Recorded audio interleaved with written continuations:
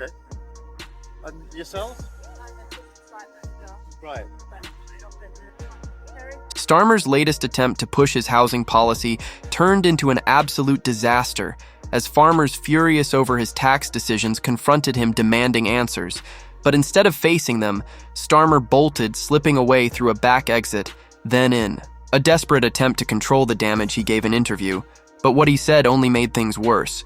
His response wasn't just weak, it was pure gaslighting filled with misleading claims that insulted the intelligence of the British public, and you won't believe what he said next. Sort of length of time. What got you into this, and what do you feel about this site? Because I've always thought that it must be really incredible to be part of building, I mean actually here, not just building houses, but building a community, and to see the school and that already up. How does that make you feel? Proud moment, I guess, seeing it from start to completion. Yeah, and also for years to come, if you're driving... Now, before we get into Starmer's outrageous remarks, let's rewind for a second. Just yesterday, footage surfaced showing the Labour leaders' event getting completely derailed. Last year or doing whatever, you're going to say, there's people living in a house. Well, it's a house, it's a community that I was part of creating. It's very...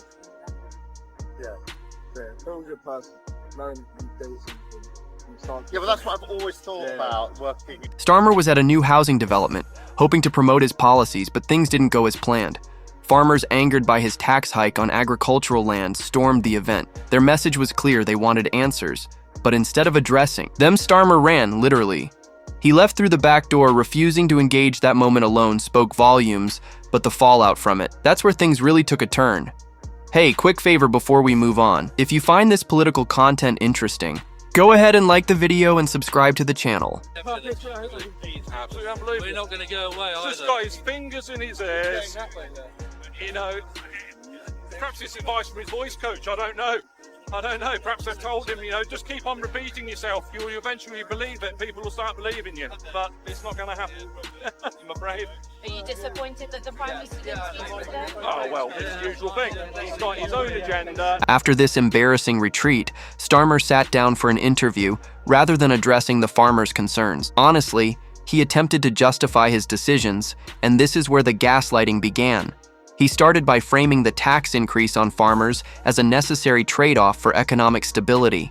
He claimed his government had to make tough but right decisions to balance the books, suggesting that keeping the tax break for farmers would somehow jeopardize economic growth, mortgage rates, and even NHS waiting lists the way he presented it.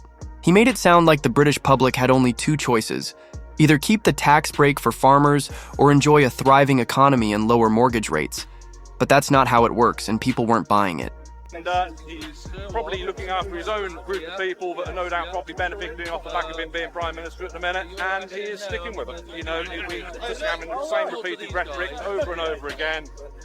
We're not getting anywhere. You know, they're talking to the NFU next Tuesday. You know, we don't hold up. Listen to this. Starmer wasn't just misleading people. He was outright manipulating them by tying farmers' tax breaks to broader economic issues. He created a false dilemma. He ignored the fact that his government has been pouring millions into foreign aid funding programs that have no direct benefit to British taxpayers. He overlooked the massive spending on illegal migrants, the generous pay raises for certain sectors, and the billions wasted on net zero policies. But when it comes to British farmers, the people who put food on our tables, suddenly, there's no money. The hypocrisy is staggering, and it didn't take long for the backlash to roll in. Social media exploded with reactions. One user pointed out that Starmer's logic was absurd, sarcastically saying the only thing stopping us from living in a utopia was farmers passing their land to their children without the state taking a cut. Another called out Starmer's blatant deception, saying he's aligning two completely unrelated issues to push his narrative. Others slammed him for ignoring the financial burden that net zero policies have placed on taxpayers, arguing that if Labour scrapped these wasteful initiatives, there would be enough funds for both tax breaks and public services. It's because the NFU has been seen as a pushover. They don't represent me. I'm not a member of them. They are not talking on my behalf. They're not talking on the great deal, the majority of people here's behalf either. You know, where is this going to end? You know, we are suffering as a business at the moment. It isn't just inheritance tax. It's the impending extra costs we're going to have with carbon tax. It gets even worse.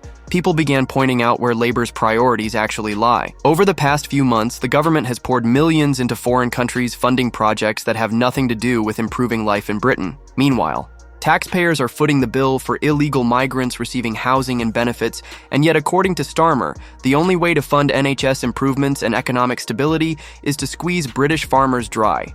The outrage was justified, people are seeing through the deception, and they're not happy. But here's the kicker.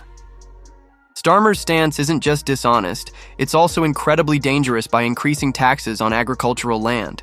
He's making it harder for farmers to operate. Many are already struggling to stay afloat due to rising costs and economic pressures. This tax hike will only push them closer to the edge, and what happens when farmers are forced to pass those costs down? Food prices go up, the very people Starmer claims to be. Helping the average British citizen will end up paying more for their groceries. This isn't just a political blunder, it's a policy that actively harms working-class families. Back in 2016 was 30-odd thousand, they're now 50-odd thousand. That isn't something that we can afford to do our jobs. It is absolutely impossible for us to do that. And if they're getting rid of a taxation on it as well, absolutely impossible. We cannot do it. And the public knows it. One person pointed out the glaring contradiction, saying he's calling it a tax break, but it's actually a new tax on farmers' land and homes. Since many farmers earn around $3,000 a year, they'll have no choice but to raise prices. Another highlighted the double standard, saying, funny how Starmer never framed it as a choice between NHS waiting times and pay raises for train drivers. These aren't just criticisms. They're proof that people are waking up to the lies. But Starmer's gaslighting didn't stop there. In another desperate attempt to justify his actions, he painted himself as a leader, making tough choices for the greater good. He acted as if this tax increase was an unfortunate but necessary step toward national progress. But let's break this down. How exactly does taxing farmers into oblivion help the country? How does making food more expensive benefit struggling families? How does penalizing those who grow our food create economic stability? None of it adds up, and Starmer knows it. Have been asking in every way we can for this government to rethink the changes they've made to inheritance tax. We've done everything. We've been approaching our local MPs, we've written letters, we've signed petitions, we've been to London on foot, we've been to London on tractors, and we're still not being listened to. And if you think this is bad, wait until you hear what else is happening. While the government is busy squeezing British taxpayers, the immigration system remains a complete mess. Just recently, a Ghanaian woman who never even attended her own wedding won the right to live in the UK. Yes, you heard that right. She secured her residency under the EU settlement scheme, even though her so-called marriage lasted only 15 months before breaking. The Home Office contested the case, pointing out glaring inconsistencies in her paperwork and even questioning the validity of the proxy wedding. But in the end, the tribunal ruled in her favor, allowing her to stay. The Independent Office of National Statistics has conducted vital work on the state of immigration and found the previous government were running an open borders experiment. As the ONS sets out, nearly 1 million people came to Britain in the year ending June 2023. Now let's put this into perspective. While British farmers, hardworking people who contribute to the nation's economy, are being punished with higher taxes, loopholes in the immigration system are allowing cases like this to slip through, and this isn't an isolated incident right now. There are over 3,400 pending immigration appeals, many of them based on questionable human rights claims. The system is broken, and yet instead of fixing it, the government is focusing on making life harder for its own citizens. So Starmer's going to get tough. We're going to treat the trafficking gangs as if they are terrorists. We're going to take the lead in Europe. Goodness me, I've heard that before. And you know what we're going to do? We're going to sign back up to Europol, not Interpol, no, Europol, the EU's own police force. And we will take our share of asylum seekers crossing the Mediterranean, coming in to the European Union. We'll be signing up for the EU refugee programme, something we weren't even in as members of the European Union. And given that yesterday, 6,800 people landed in Lampedusa, Italy alone, I suspect the number, even if the boat stopped, the numbers coming would be even bigger than now. We're going back into EU programmes. He won't solve a thing. That's not all. This case has sparked fresh outrage over the way immigration tribunals operate. Many believe the courts are adopting overly lenient definitions that allow people with no meaningful connection to Britain to remain permanently. shadow. Home Secretary Chris Philp even admitted that the system is flawed, saying that common sense reforms are desperately needed, but will anything actually change given the current leadership? It's unlikely Starmer's housing policy was supposed to be a game changer, but it's turning into a complete disaster. His latest push for more housing developments is facing fierce opposition, not just from farmers, but from homeowners and local councils as well. His plan to build 1.5 million new homes over 5 years sounds ambitious, but the reality is far from promising. I accept the proposition you're putting to me. I know that the milestone is going to be difficult to meet, but just as with housing and waiting lists and living standards, I'm absolutely determined that we're going to meet it, because, a bit like Sure Start under the last Labour government, it made such a material difference. This is, if you like, our equivalent, which is to make sure that by the time children are arriving at school reception, they are ready to learn in a way that they frankly aren't. The Prime Minister, could we just ask that you take away what Ms Hayes has raised and look into that specific technical issue that she's raised particularly? Yes, of course. Thank you. One major flaw in the policy is the lack of infrastructure planning. Many of the areas targeted for new housing developments lack essential services such as schools, hospitals, and public transport. Starmer's government has failed to outline how they plan to accommodate the surge in population that these new developments will bring. Local councils are already struggling to maintain existing services, and adding thousands of new residents without proper planning will only worsen the situation. So just a quick one, it's really good, really heartwarming to see the patriotic community having the backs of our wonderful farming community. They need us, no farmers, no food, right? And we need them. Now, I'll be there on Tuesday the 19th. I hope as many of you patriots out there as possible will be there to support our farming community. And it's all slowly but surely mounting up for Keir Starmer, isn't it?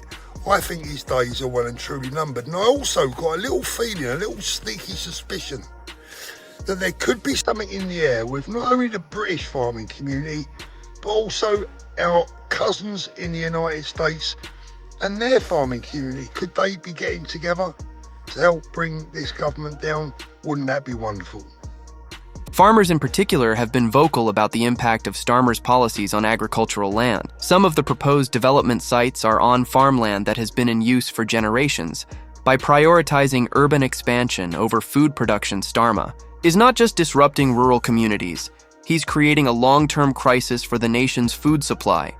Instead of working with farmers, he is forcing them into a position where they either sell their land or struggle under higher tax burdens. The farming minister told a conference of farmers that farming is not high in the pecking order for this government. Given the heartless family farm tax, is his minister correct? Yes or no? Farming's top of the agenda as far as I'm concerned. That's why we put £5 billion to support farmers in the budget. They failed to spend £300 million on their watch on farming, and we set out our roadmap, which has been welcomed by the NFU, as she very well knows. It was described as long overdue. I wonder who didn't do it before.